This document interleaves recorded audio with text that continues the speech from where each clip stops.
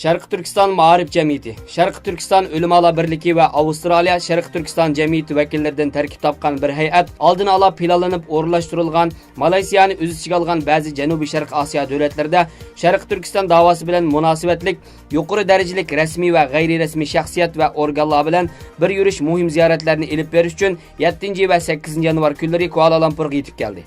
Avstraliyadan Malayziyaga 7-chislab berib kelgan ustoz Abdusalom Olim Malaysiya TV3 kanalida Sharqi Turkistonning vaziyatini kun tartibga keldi.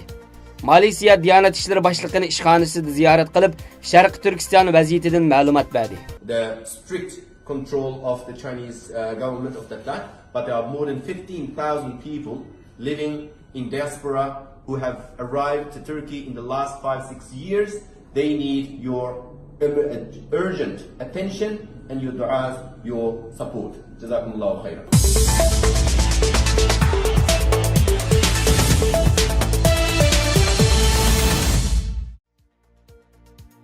Bingtuan axborot vositalarining oshkorlashicha, Bingtuan islohotini cho'nqurlashtirish, Bingtuanni janubga qarab kengaytirish planining bir qismi ekan. 2018-yil fevraldan boshlab Uyg'ur avtonom rayonining cho'ng yo'l qatnashi, amallik va o't o'chirishni boshqarish qatorliq 140 xil ma'muriy funksiyasi va ma'muriy qonun ijro qilish, qatnash soqchisi va alohida soqchi tashkillash qatorliq huquqlarni topshirib olgan. Navbatda amallik boshqarish, zahar cheklash, o't o'chirish, tor bexatarligi qatorliq 80 xil turni topshirib olish rasmiyati tamomlangan. Lekin Xitoy hukumatı 2009-yil yuz bergan Urumchi 5-yo'l voqeasidan keyin qonun chiqarib, uningga bir darajalik ma'muriy shtat bergan.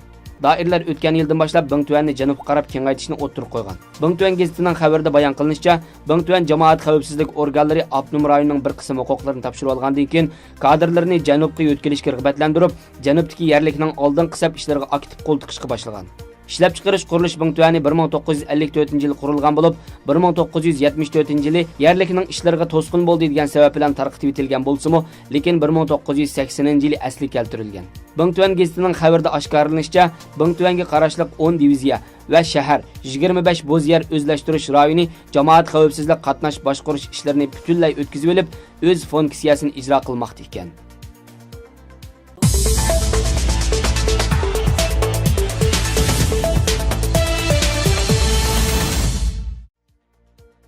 Şu Anwu Pedagoga maktab 1-sho'ba boshlang'ich maktabda bugun Beijingda bir 20 dan ortiq o'quvchini chanab yaralandırgan. Jinoyatchi naq maydonda tutilgan.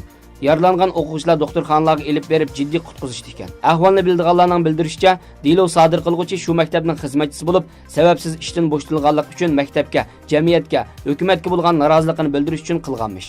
Bir o'quvchining ota-onasining bildirishicha, hissiyot jihatini aytganda, balalar gunohsiz. Bundaq o'smir balalarni behud yaralandırganlarni cho'qim qattiq jazolash kerak. Ammo har qanday bir ishning sabab natija munosabati bo'ladi. Oldi bilan shu jinoyat sodir qilguvchining maktab tarafidan bir nohaqchilikqa uchrash ahvolini tekshirish kerak. Munosabatli kishilarning amaliy masalalarni yaxshi bir taraf qilmay, shaxsiy hissiyotiga berilib, qattiq qo'llik qilishidan yomon oqibatning kelib chiqishiga sabab bo'lganligini aybladi. Mazkur diloda maktab tarafining ma'lum darajada mas'uliyati borligini qayta ta'kidladi. Bundaq o'quvchilarni og'ir darajada yaralantirish voqeasi ko'p yuz bergan. Dilo sodir qiluvchilarning hammasi hozirgi Xitoy hokimiyatiga, jamiyatga noroziligini bildirish, o'ch elish uchun jinidan to'yganlar bo'lib, har qanday jinoyat sodir qilishdan yanmaydi.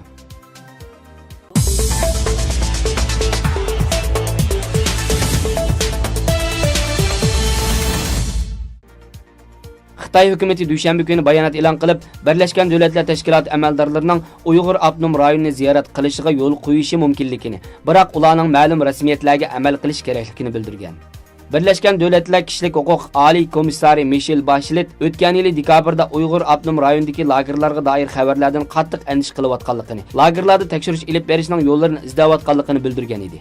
Xitoy Tashqi ishlar ministrligi bayonotchisi Lu Kang dushanba kunidagi muxbirlarni kutib olish yig'inida Xitoyning Birlashgan Davlatlar Tashkiloti mutaxassislarini Uyg'ur rayoniga taklif qilganligiga doir bir savolga javob berib, barliq taraflardan, jumladan Birlashgan Davlatlar Tashkilotining muvofiq ziyorat rasmiyatlariga amal qilsalar, ziyorat qilishini qarshi oladiganligini ta'kidlagan.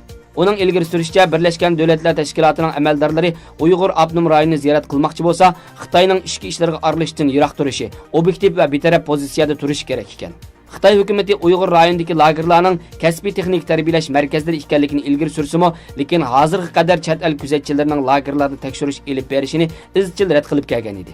Ba'zi kishilik huquq tashkilotlarining ilgari surishicha, Xitoy hukumatı o'tgan yilning oxirlaridan boshlab Birlashgan Davlatlar Tashkilotining tekshirish elib berishiga qarata saxta maydon yasashdak ba'zi tayyorliklarni elib borgan. Bu tashkilotlar Xitoyning lagerlardagi bir qancha yuz ming Uyg'urni qamoq jazosiga hukm qilib, ishkir o'lkalardagi turmalarga o'tkazganligini, lagerlardagi yana bir qism Uyg'urlarni bo'lsa, texnika tarbiyalash markazlari nomidagi o'rinlarga va ishlab chiqarish bag'chisi degan nomda yangi qurilgan sanoat rayonlaridagi zavod korxonalarga majburiy o'rlashtirishga kirishganligini ilgari surgan.